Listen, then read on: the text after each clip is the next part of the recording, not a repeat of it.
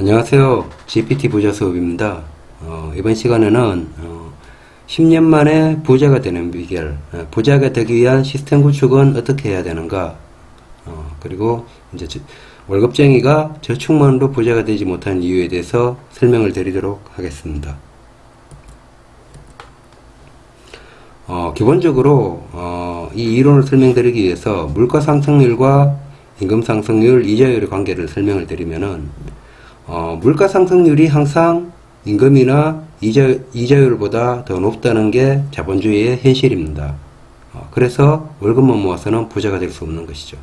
실제로 이제 비율을 보면은 물가 상승률의 경우 약 5%, 이것은 이제 총 통화량의 증가에 따른 인플레이션을 감안했을 때 평균적으로 약 5% 정도가 상승한다고 볼 수 있겠습니다. 그런데 임금의 경우 4% 정도, 연차가 적을 때는 좀 더 이보다 좀 높게 6% 이상 매년 임금이 상승하지만 좀 더 고년차가 되거나 그렇게 되면은 4% 이하로까지 이제 임금 상승률은 낮아지게 됩니다. 그래서 전체적으로 봤을 때 임금 상승률은 약 4% 정도가 된다. 그렇게 얘기할 수 있겠습니다. 그리고 은행 이자율의 경우 현재는 미국에서 이제 많은 금리 인상을 통해서 이자율이 많이 높아져 있는 상태인데 약 2년 전만 하더라도 뭐 제로금리 수준까지 이제 떨어져 있는 그런 상황인 거고, 평균적으로 봤을 때 약 한 3% 정도로 그렇게 볼 수 있겠습니다.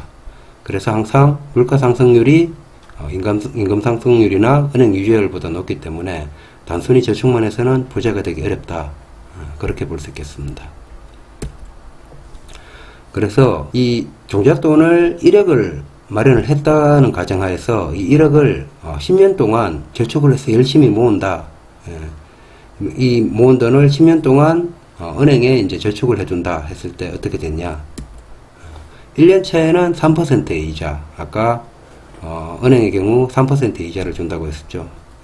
그래서 이것을 이제 10년간 복리로 이제 이자가 붙는다고 가정을 했을 때, 원금을 하나도 이제 사용을 하거나 혹은 뭐 증가가 되지 않는다고 봤을 때 어떻게 되냐?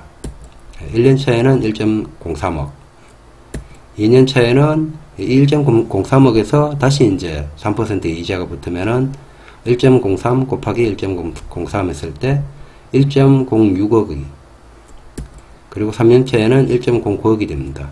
이렇게 해서 10년 차까지 간다고 봤을 때 약 1억이 이제 1.34억이 되는 그런 형태가 됩니다. 그러면 약 34%의 이제 수익률이 나오는 것이죠.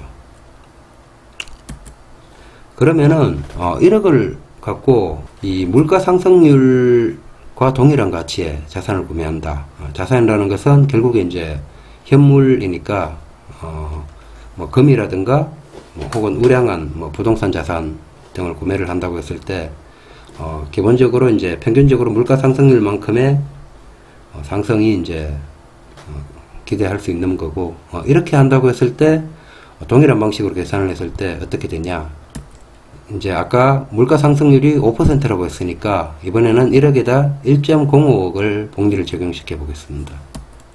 그러면 1년 차에는 1.05억, 2년 차에는 1.05 곱하기 1.05에서 1.1억, 3년 차에는 1.15억, 이렇게 해서 10년 차까지 갔을 때 약 1.63억, 약 63%의 수익률이 나올 수 있는 거죠.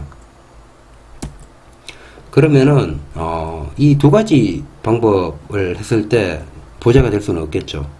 1억을 갖고 뭐 우량 자산을 한 채를 구매를 한다거나 투자를 통해서 약 5%의 수익률을 얻는다거나 했을 때 약 1.63억, 63%, 10년 동안 63%의 상승을 갖고 부자가 될 수는 없으니까, 그럼 부자가 될 수 있는 방법은 무엇이냐? 레버리지 이론이라고 했는데, 우선 레버리지라는 것은 일단 자기 자본에 이제 은행에 뭐 대출을 넣는다거나 혹은 여기서는 이제 우리나라에만 있는 뭐 무이자 대출이죠. 부동산을 한다고 했을 때 전세를 활용한다는 예를 들어 보겠습니다. 그러면은 이 1억을 2천만 원의 자기 자본을 들이고 8천만 원의 전세가 낀 주택을 구매한다고 가정을 해봅시다.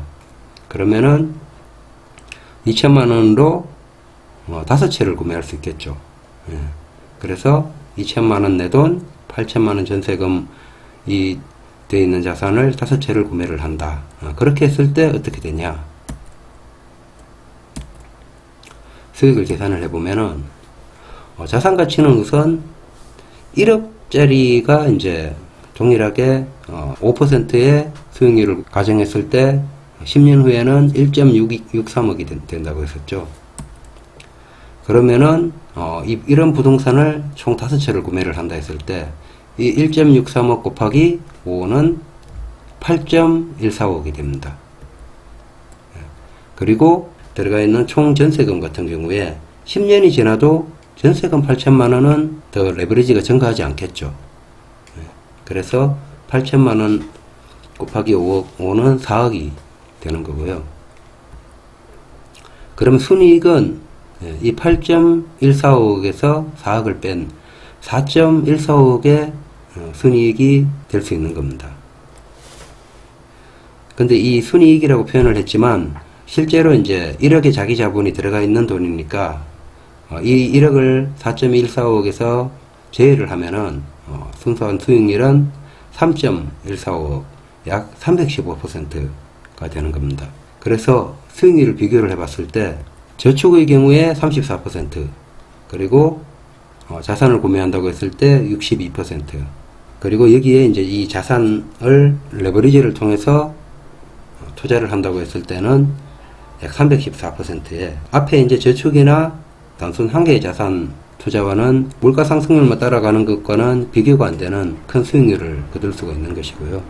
그리고 이렇게 이제 레버리지를 통해서 투자를 하게 되면은 물론 뭐 중간에 이제 뭐 위험 상황도 있고 그렇기 때문에 위기 관리를 잘 해야 되는 그런 측면이 있는 거고요. 그리고 이것을 이제 그 장기로 봤을 때는 이제 자산의 경우 우상향한다고 볼 수 있기 때문에 5%의 이제 수익률을 적용할 수가 있는 거고, 그리고 이제 이 1억을 순수하게 이제 초기 투자만 하고 계속 이제 10년 동안 계속 유지를 한다고 했을 때 이 314%가 나오는 거고, 전세의 경우에 이제 2년마다 갱신을 할 수가 있죠. 그래서 이것을 2년마다 재투자를 또 할 수가 있습니다.